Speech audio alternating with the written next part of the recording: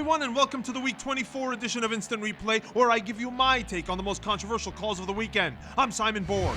We start in Frisco with Friday's controversial first-half red card to Blas Perez.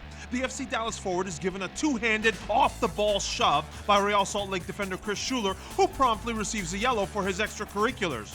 But then referee Ismail Elfath also gives a yellow to Blas Perez for what Elfath later called embellishment. And that was Perez's second yellow, earning him an early trip to the showers. On first glance at the replay, you're probably thinking that's way harsh. After all, Perez was pushed and he was off balance. There was no way he wasn't going down. Right? But I have two issues here. First, Perez does put a little extra into it with the leg kick. And then he also grabs his face when there was no contact with his head from what I could tell. So although it might still feel harsh, the facts are undeniable. If it was embellishment, then the second yellow was warranted. But with 10 men, FC Dallas still won the game 2-1, and they took the lead on this goal by Javon Watson. But did Watson use his hand to score? I think that's ball to hand. A hand, by the way, that's tucked into Watson's chest. He's not trying to redirect the ball with it. Good job by Elfath and his crew letting the goal stand. Another good no-call by referee Soren Stoica at Red Bull Arena. This shot toward goal by Ignacio Piatti goes off the shoulder of Dax McCarty, but the arm is not extended. Play on.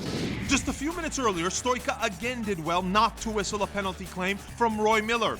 Montreal's Felipe Martins is ahead of Miller and beats him to the ball in the box. The contact after that is purely incidental, but Miller makes a meal of it. Like Blas Perez in Dallas, that reaction probably deserved the yellow. Next to Gillette Stadium, where some wanted a red card to Chivas USA's Tony Lockhead for this late tackle on Charlie Davies. We don't have a good enough angle to see the contact, and given the absence of more evidence, I'm okay with the yellow for reckless challenge. But I disagreed with referee David Gantar's decision in the 83rd minute. Eric El Cupo Torres is making a run in the box, and Revs defender Jose Gonçalves first shoves him in the back, and then clips him at the heels. That's a penalty to me. From penalties to offside calls, first in Toronto, site of referee Daniel Fitzgerald's first ever MLS game. Welcome to the big time. But we're looking at assistant Bill Dittmar and this controversial offside call on Jermaine Defoe.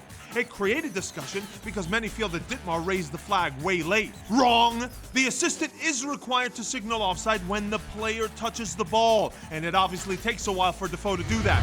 Then in Kansas City, we highlight a great call by assistant referee Adam Garner.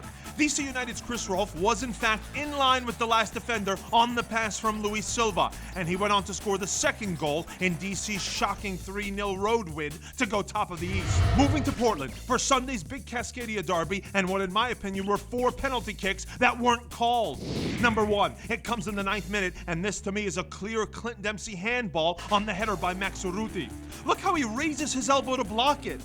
The second instance comes 8 minutes later, and it also involved Dempsey. You see Portland's Diego Valeri tries to knock away the ball from Dempsey's feet, but he misses and takes out Dempsey's right leg in the process. That's a penalty to me. Case number 3, just before halftime. It's another handball, this one by Chad Marshall. You see how he reacts to this Urruti spin move by reaching out with his arm to block the ball. And then the 4th one. It's the 82nd minute, and Portland's Danny O'Rourke gets Lamar Nagel in the chest with his right leg first, and then nicks him from behind with his left leg. But we're not done in Providence Park. I also think there was a red card in this one that wasn't shown.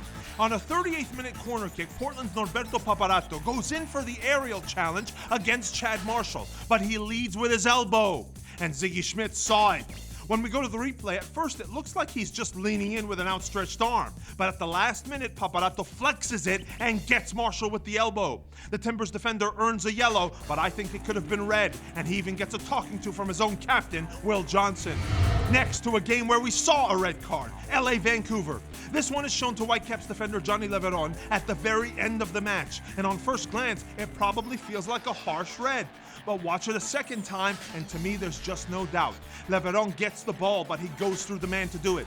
The defender's body comes crashing down on Alan Gordon's right foot, and Gordon's lucky the leg's not planted.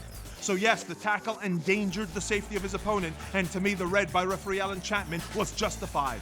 There's just no place for those kind of tackles, even if the defender does come away with the ball. And for that reason, I would have also liked to see referee Jose Carlos Rivero show a red card to Corey Ash for this tackle on the Crew's Ethan Finley in Columbus. Here too, Ash comes in full force from behind, falling on Finley's plant leg. And he also swings his left leg on the follow-through for good measure. He gets a yellow, but I think that's endangering the safety, and that deserved the back pocket treatment. But credit Rivero with how he handled the situation in the 68th minute. David Horst and Aaron Schoenfeld collide along the sideline, and Rivero demands the crew trainers come out to tend to Schoenfeld, even though the player is adamant he's okay. Rivero didn't want to hear it. After seeing Schoenfeld stumble to his feet and holding the back of his head, Rivero did the right thing. Hey, how about that? A call we can all agree on. That's all we have for this week. For our editor Albert Lanzillo, I'm Simon Borg. See you next time.